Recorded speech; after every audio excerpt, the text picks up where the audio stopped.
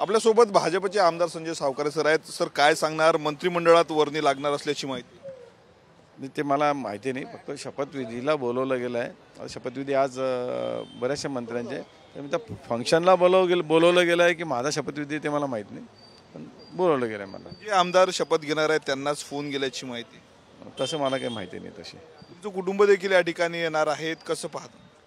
कुटुंबाला मीच बोलवलं आहे की 3-4 दिवस आता मुलीची परीक्षा संपली तर तिला घेऊन इकडे या म्हणून। काय वाटते, जर मंत्रिपद मिळालं तर कुठल्या खात्यांवर काम करायला आवडेल? कारण तुम्ही 4 टर्म आमदार आहेत भुसावळमधनं, कसं? नाही, असं खाता वगैरे मी काही सांगू शकत नाही। मंत्रिपद मिळेल तेव्हाच्या पुढच्या गोष्टी आहेत, जे पार्टी जो काही निर्णय घेईल किंवा पार्टी जे काही सांगेल ते आम्ही करू।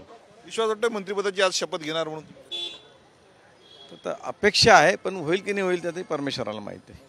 नक्कीच शपथविधीला हजर राहण्यासाठी फोन आलेला आहे, तशी माहिती जी आहे ते संजय सावकारेंनी दिली आहे। तो फोन शपथविधीसाठी आहे की मंत्रिपदाच्या शपथविधीसाठी आहेत हे माहीत नाही, परंतु संधी दिल्यात जे आहे ते चांगलं काम करणार असल्याची प्रतिक्रिया जी आहे ते संजय सावकारेंनी दिली आहे। कॅमेरामॅन निकेत दातोंडेसह मी स्वप्नील उमाप, TV9 मराठी, नागपूर।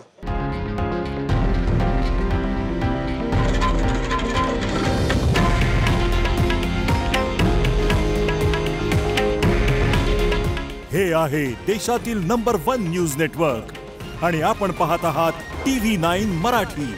काळजी तुमची, हित महाराष्ट्राचं।